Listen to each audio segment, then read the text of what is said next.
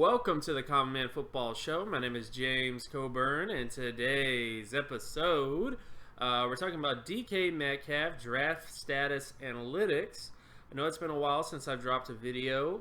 I've been working on a lot of data-specific things, specifically draft status data, and it's just been taking me a while to get through it. I've been having to juggle life things and this at the same time, but thank you so much for staying with me. You know, a lot of the guys that are still paying attention to the work that I do, I really love you guys.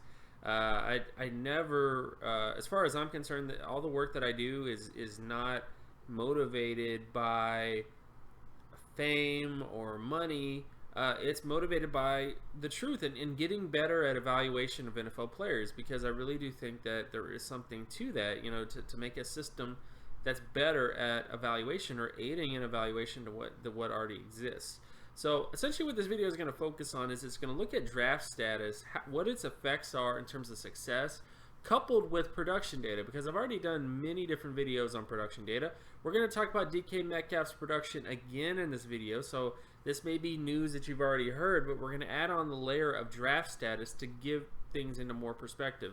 And another reason why I want to get this video out there is because DK Metcalf, of course, suffered a knee injury, status of which is unclear, but it kind of adds to the fact that his draft status in general, even though he was a second rounder, he still had some question marks from his success chances. So looking at that information first, and again, if you're new to the channel and new to the work that I do, all terms and definitions will be in the description. But when you look at the success percentage for round 2, it's better than all rounds. So again, when you take every round collectively and you look at all the success rates for all those players who hit those scores collectively, it's, you know, getting drafted in round 2 is a lot better than it is to get in another round. But based on DK Metcalf's production data, you know, he had a 49.75 production score.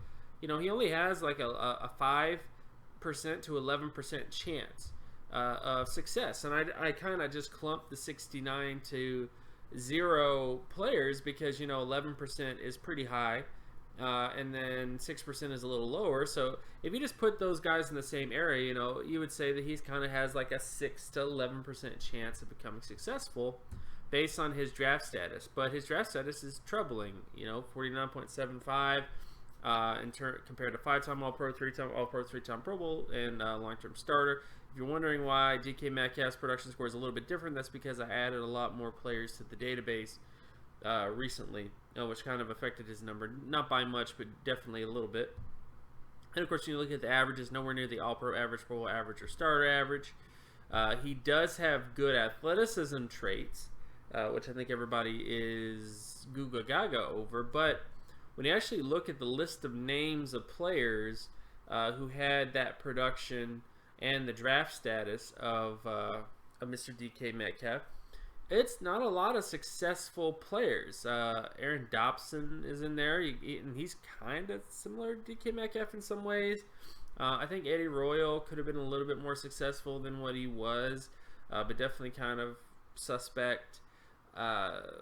Antoine Randall, of course, and the reason why he wasn't very productive was because he was a quarterback who turned into a wide receiver.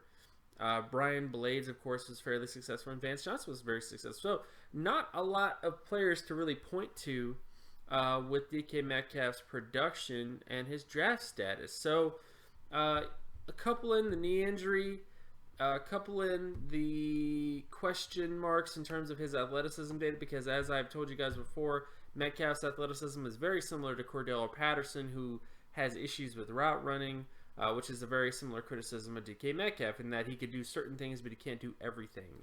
And a lot of people attribute that to a lack of refinement, when in some cases it might just be because he's stiff. When you're stiff and you're not flexible, it's kind of hard to run routes or get really good at running routes. Certain routes in particular.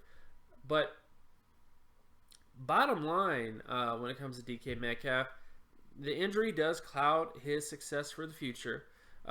Injury is another sort of analytical area that I'm going to be getting into in the future. Right now I'm just focusing on draft status because I want to get that done, and that probably might be next year. So not this year, but the year after this year.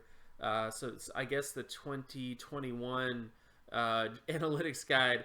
Hopefully by then I'll have enough resources and enough people around me that I can do sort of an injury assessment as well to the data. But the bottom line is, when it comes to DK Metcalf, wasn't that successful. Didn't really have a high chance of success based on his production coming out of college. Even though he was drafted in round 2, it did increase his chances from a 1% chance to 11% chance, or I would say 11 to 6% chance, based on how the data kind of shakes out. But it's still not the best circumstances. And again, the knee injury definitely adds another layer to things. So I'm not saying DK Metcalf is going to be an absolute bust. I'd never wish that on anyone. I think everybody has a chance to be successful in the NFL, but for a player that had a lot of, a clear injury history in college, injury history that honestly affected his production, this is not good news. It's not good news at all. And I think it adds to the sort of, unfortunately, the potential future prospects of DK Metcalf because of that injury and just his general college experience. So we'll see what happens in the future, but this is definitely not the best news. But I do think it does give some credibility to the data, and it shouldn't be crazy to say that if a guy is not that productive in college, and a lot of the reasons why point towards his injury history, point to his rawness in terms of route running, and then you look at his athleticism data and he is fairly stiff. You look at his production data, it's fairly low. You shouldn't be surprised when something like this happens. So, anyways, thank you so much for following the channel and following me. I'll talk to you guys in the next video. And of course, if you like this channel, leave a like and subscribe. Share this video as well with anybody that you know. Leave a comment also if you have any questions.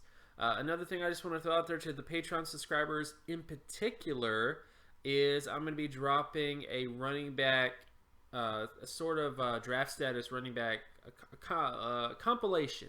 So it's going to have all the running backs that were drafted from 1969 until now.